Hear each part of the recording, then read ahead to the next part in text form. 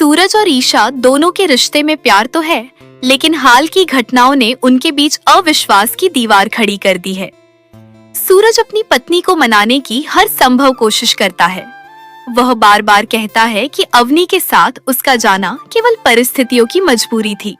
उसके दिल और दिमाग में हमेशा सिर्फ ईशा ही रही है। वह अपनी पुरानी ब्रह्मचारी वाली जिद का मजाक उड़ाते हुए ईशा को हंसाने की कोशिश करता है और विश्वास दिलाता है कि दुनिया की कोई भी लड़की उसकी पत्नी की जगह नहीं ले सकती। लेकिन ईशा इतनी आसानी से उसकी बातों पर भरोसा करने को तैयार नहीं होती। उसके लिए भावनाओं से ज्यादा सच और सबूत मायने रखते हैं। इसी बीच पूरा परिवार 15 अगस्त के कार्यक्रम और घर की पूजा की तैयारियों में व्यस्त दिखाई देता है। घर में धार्मिक माहौल है, लेकिन इस शांति के पीछे एक ऐसा तूफान छिपा है जिसकी किसी को भनक नहीं है।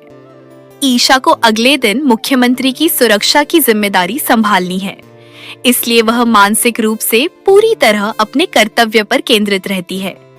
दूसरी ओर सूरज चाहता है कि उनके रिश्ते की दूरियां खत्म हो जाएं, लेकिन उसे नहीं पता कि आने वाले कुछ घंटे उनकी जिंदगी हमेशा के लिए बदलने वाले हैं। उधर कहानी की असली विलेन अवनी अपने मासूम चेहरे के पीछे एक बड़ा रहस्य छिपाकर पूरे परिवार के बीच सामान्य बनने का नाटक करती रहती है। वह कभी ताई माँ से अपनापन दिखाती है, कभी परिवार के लोगों का विश्वास जीतने की कोशिश करती है। उसकी हर मुस्कान और हर बात इतनी स्वाभाविक होती है कि कोई भी उस पर आसानी से भरोसा कर ले। लेकिन ईशा की तेज नजरें उसके व्यवहार में छिपे बदलाव को लगातार महसूस कर रही होती है। इसी दौरान पुलिस स्टेशन में ईशा और उसकी सहयोगी श्रेया पुरानी सीसीटीवी फुटेज की जांच करती है। फुटेज में वही बाइक दिखाई देती है जिसका संबंध आदित्य की हत्या से था। जांच आगे बढ़ती है तो पता चलता है कि बाइक पर केवल हत्यारा ही नहीं, बल्कि उसके पीछे एक और व्यक्ति बैठा था।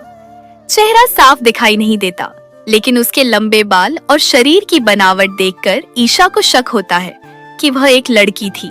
यही वह सुराग है जो पूरी जांच की दिशा बदल देता है। सबसे बड़ा खुलासा तब होता है जब पता चलता है कि यही लोग कई बार उस मैदान के चक्कर लगा चुके हैं जहां 15 अगस्त के दिन मुख्यमंत्री का कार्यक्रम होना है। वे मैदान के अलग अलग हिस्सों की तस्वीरें लेते हुए कैमरे में कैद हुए हैं। यह देखकर ईशा को महसूस होता है कि यह केवल आदित्य की हत्या का मामला नहीं, बल्कि किसी बड़े आतंकी या आपराधिक षड्यंत्र की तैयारी है। अब उसकी जांच केवल एक हत्या तक सीमित नहीं रहती, बल्कि राष्ट्रीय सुरक्षा से जुड़ जाती है। जैसे जैसे जांच आगे बढ़ती है, हर सबूत अवनी के गांव तक पहुंचता है। आदित्य की हत्या करने वाला व्यक्ति भी उसी गांव का था और अब बाइक पर बैठी रहस्यमयी लड़की का संबंध भी उसी इलाके से जुड़ता दिखाई देता है। ईशा को यकीन होने लगता है कि अवनी इस पूरी साजिश के बारे में बहुत कुछ जानती है, चाहे वह खुद अपराधी हो या नहीं, लेकिन वह सच छिपा रही है। यही कारण है कि ईशा तय करती है कि अब वह केवल शक नहीं करेगी, बल्कि पक्के सबूत इकट्ठा करेगी। घर लौटने पर परिवार बच्चों के सांस्कृतिक कार्यक्रम में जाने की तैयारी करता है। लगभग सभी लोग घर से बाहर निकल जाते हैं। यही वह मौका होता है जिसका किसी को इंतजार था। घर खाली होते ही अवनी के पास एक रहस्यमय फोन आता है। दूसरी तरफ मौजूद व्यक्ति उसे तुरंत मिलने के लिए कहता है और चुनौती देता है कि अगर हिम्मत है तो खिड़की से बाहर निकल कर आए। यह बातचीत साफ कर देती है कि अवनी का किसी गुप्त व्यक्ति से लगातार संपर्क बना हुआ है। अवनी मौका देखकर कमरे से निकलने की तैयारी करती है, लेकिन तभी ईशा को उसके कमरे से अजीब आवाज सुनाई देती है। वह अंदर पहुंचती है तो देखती है कि अवनी तेज गति से रस्सी कूद रही है।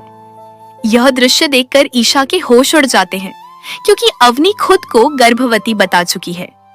एक गर्भवती महिला का इस तरह स्किपिंग करना सामान्य नहीं हो सकता। अवनी तुरंत बहाना बनाती है कि उसने टीवी पर देखा था कि हल्की एक्सरसाइज सेहत के लिए अच्छी होती है, इसलिए वह ऐसा कर रही थी। लेकिन उसकी घबराहट और बदलते हुए जवाब ईशा के शक को और मजबूत कर देते हैं। यहीं से कहानी का सबसे बड़ा मोड़ आता है। ईशा समझ जाती है कि अवनी केवल झूठ नहीं बोल रही, बल्कि किसी बहुत बड़े राज को छिपा रही है। वह मन ही मन फैसला करती है कि अब उससे कोई सवाल नहीं करेगी। वह चुपचाप उसके हर कदम पर नजर रखेगी और सही समय पर उसके खिलाफ सबूत जुटाएगी। दूसरी तरफ सूरज अभी भी इंसानियत और रिश्तों पर भरोसा करता है।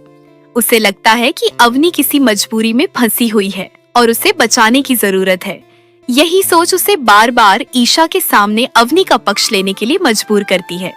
लेकिन सूरज को यह अंदाजा नहीं होता कि उसकी यही भावनात्मक कमजोरी असली अपराधियों के लिए सबसे बड़ा हथियार बन सकती है। इसी बीच कहानी में बंटी और रिया का हल्का फुल्का ट्रैक भी सामने आता है। सूरज बंटी के कपड़ों पर लगे लिपस्टिक के निशान को देखकर उससे सवाल करता है। कुछ देर तक मजेदार गलतफहमियां पैदा होती हैं, लेकिन बाद में बंटी सफाई देता है कि वह कुर्ता उसका नहीं था। यह दृश्य कहानी के तनाव के बीच थोड़ी राहत जरूर देता है, लेकिन मुख्य रहस्य पर इसका कोई असर नहीं पड़ता। शाम होते होते पूरा परिवार फिर एक साथ बैठता है, लेकिन ईशा का ध्यान केवल एक ही व्यक्ति पर टिका रहता है, अवनी। वह सूरज से साफ कहती है कि जिस महिला ने खुद को गर्भवती बताया वही कुछ देर पहले तेज स्किपिंग कर रही थी। यह सामान्य व्यवहार नहीं है। दूसरी ओर सीसीटीवी फुटेज, रहस्यमयी बाइक, आदित्य की हत्या, संदिग्ध लड़की और 15 अगस्त के कार्यक्रम की रेखी, इन सभी घटनाओं की कड़ियां भी एक दूसरे से जुड़ती जा रही हैं। अब ईशा को पूरा विश्वास हो जाता है कि असली विलेन केवल सामने दिखाई देने वाला व्यक्ति नहीं, बल्कि उसके पीछे काम करने वाला पूरा गिरोह है, और अवनी उस गिरोह की सबसे महत्वपूर्ण कड़ी साबित हो सकती है।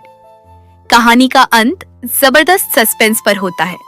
एक तरफ सूरज अपने रिश्तों और भरोसे को बचाने में लगा है, जबकि दूसरी तरफ ईशा देश की सुरक्षा और अपने परिवार को बचाने के लिए हर खतरे का सामना करने को तैयार है। दूसरी ओर असली विलेन और उसके साथी 15 अगस्त के दिन अपनी खतरनाक योजना को अंजाम देने की तैयारी कर रहे हैं।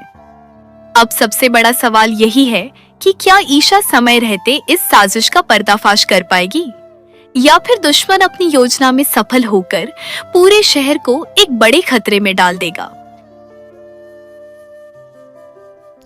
ईर्ष्या के ऊपर टूट चुका है अब दुखों का पहाड़। जी हाँ दोस्तों, आप लोगों ने बिल्कुल सही सुना। सीरियल पति ब्रह्मचारी के आगे आने वाले एपिसोड में आप लोग को देखने के लिए मिलने वाला है कि ईर्ष्या के हाथ में सूरज के खिलाफ एक ऐसा सबूत हाथ लग चुका है जिसे देखने के बाद सूरज भी यह हैरान हो चुका है कि आखिर ईर्ष्या के हाथ में यह सबूत कैसे लग गया। उधर दोस्तों, हैरानी कर देने की बात तो यह है कि कहानी में जो असली विलन अवनी है उसकी सच्चाई ने का पता कोई भी नहीं कर पा रहा है। उसने तो एक सफेद मुकड़ा पहन करके रखा हुआ है जिसने सूरज के आंखों पर पट्टी बांध दी है।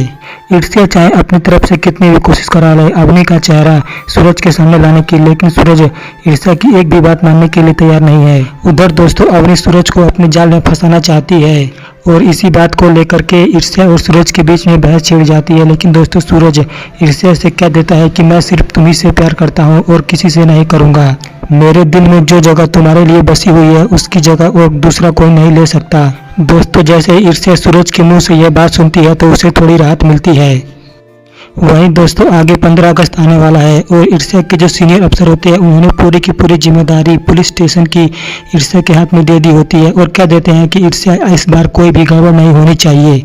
आखिर 15 अगस्त को ऐसा क्या होने वाला है जिसकी वजह से ईर्ष्या को एक बड़ी ही दुखों का सामना करना पड़ेगा। यह सब जानने के लिए आप लोग जल्द से जल्द इस वीडियो को लाइक करके हमारे चैनल को सब्सक्राइब कर दीजिए।